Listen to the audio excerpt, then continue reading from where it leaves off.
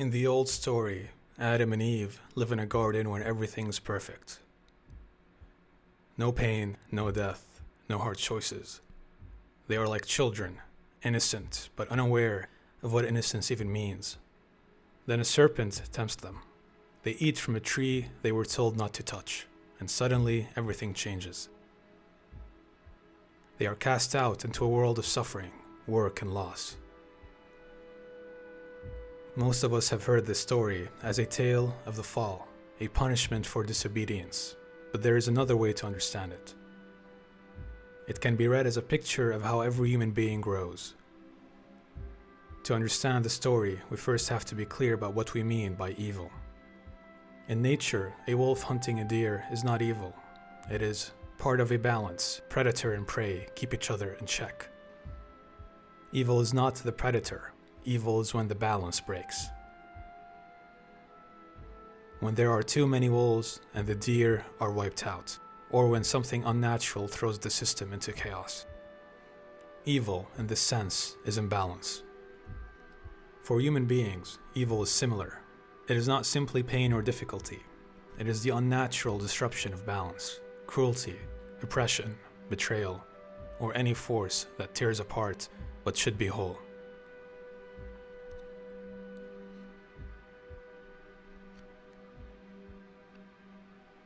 Evil, in the human sense, enters when the disruption is chosen or inflicted in a way that violates the proper order of relations between beings. Cruelty is evil because it takes the natural capacity of empathy and deliberately turns it off, using another's suffering as a tool or entertainment. Oppression is evil because it imposes a permanent imbalance of power, denying others the rightful place in the whole. Betrayal is evil because it breaks a bond of trust that sustains relationships. It introduces a wound that should not be there. What makes these acts unnatural is not that they are rare or shocking, but that they tear apart what is meant to be whole: community, trust, dignity, the mutual recognition of one being by another. Thus, when we speak of evil as imbalance, we are pointing to those disruptions that carry within them violations of what is fitting, a twisting of relationships that ought to tend toward harmony. Now here is a difficult truth. Without imbalance, nothing grows. Think of an ecosystem that is perfectly stable, no change, no pressure, no challenge. It would stay exactly the same forever. Evolution would never happen. Life would never become more complex and more conscious.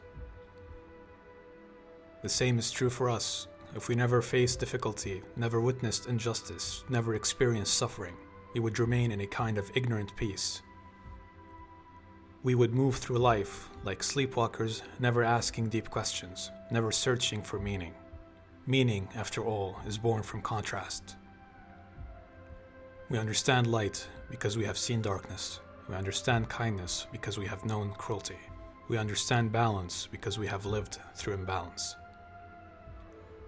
So the serpent in the garden, the thing that introduces the first crack in perfection, is not simply a villain. It is the necessary friction that wakes us up. But it is important to be precise here. The imbalance that helps us grow is an imbalance that we experience from the outside. Suffering that happens to us, injustice we witness, loss that finds us. We do not need to commit evil to evolve. We do not need to be the ones who harm others or ourselves. In fact, inflicting harm usually shows that we have not yet learned the lesson of balance. What we need is to encounter imbalance, to feel its weight, to be forced to ask why. That encounter, when it comes from the outside, is what pushes consciousness to grow. We can see this pattern in our own lives. Childhood is like the first garden. A child lives in a protected space, cared for, not yet confronted with deep suffering. There is innocence, but it is unconscious. The child does not yet know what balance is because they have never experienced imbalance. Youth and adulthood are the long exile. We meet loss, betrayal, failure, injustice, sometimes small, sometimes devastating. These perturbations throw us off balance. They hurt. but they also force us to reflect, to choose, to develop compassion, to search for meaning. We begin to understand what balance is because we have lived through its opposite. Old age, or more precisely, wisdom, can be a third stage. If we have learned well, we reach a point where we no longer need to be shattered to understand wholeness. We have integrated the lessons. We can see imbalance coming and choose a different path. We become people who can restore balance for others, not because we are perfect, but because we have been through enough to know what equilibrium truly costs.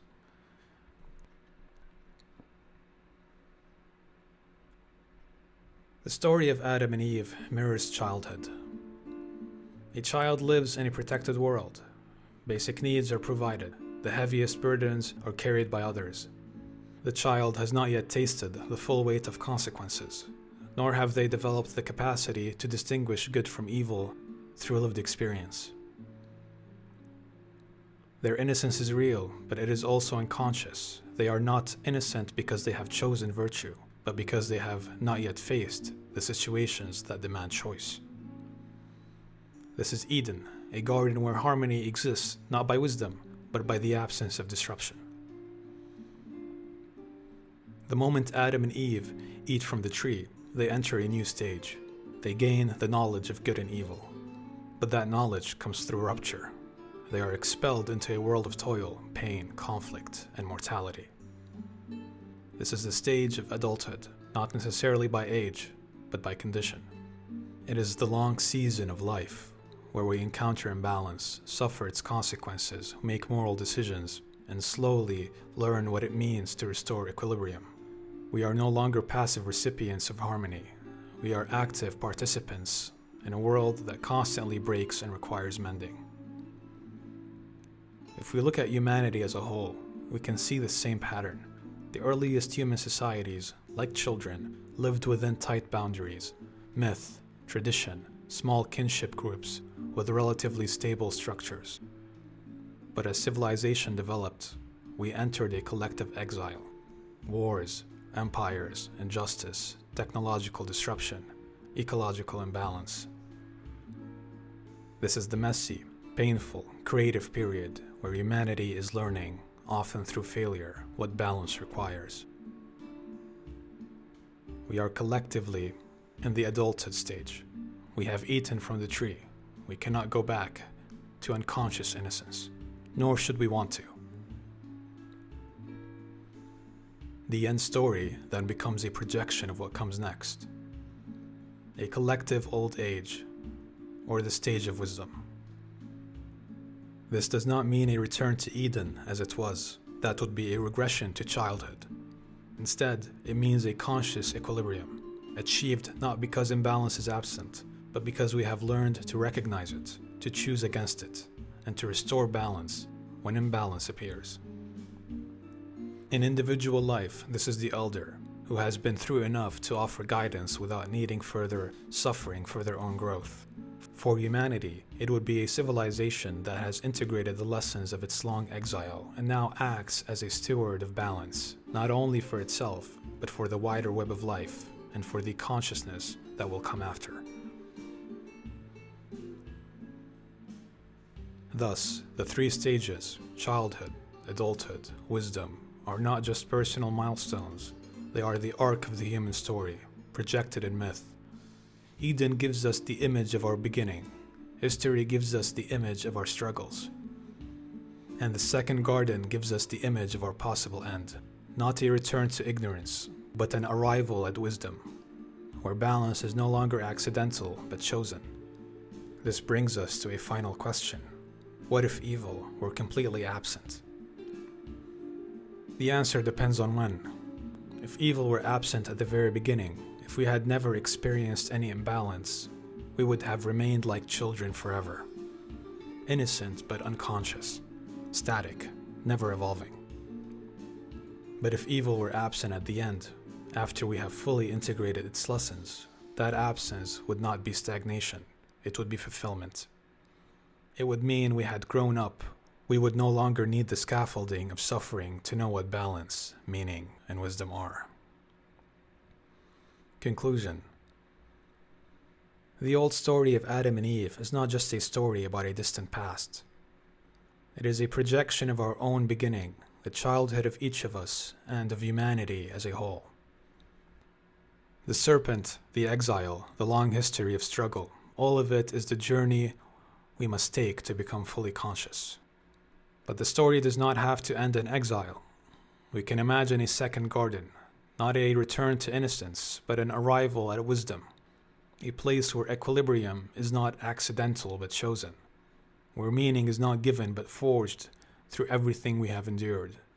In that sense, evil is not something we celebrate, but something to outgrow.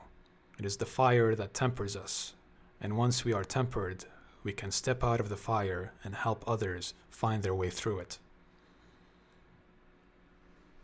That, perhaps, is the true end of the story.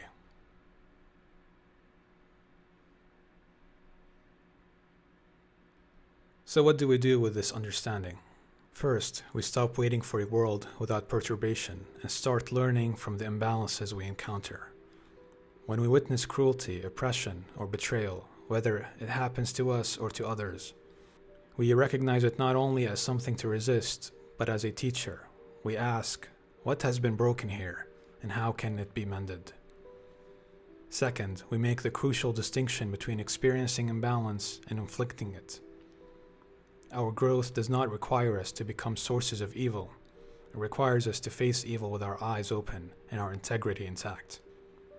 Third, we aim to move through the stages consciously, from the innocence of childhood through the necessary struggle of adulthood, toward the wisdom of old age.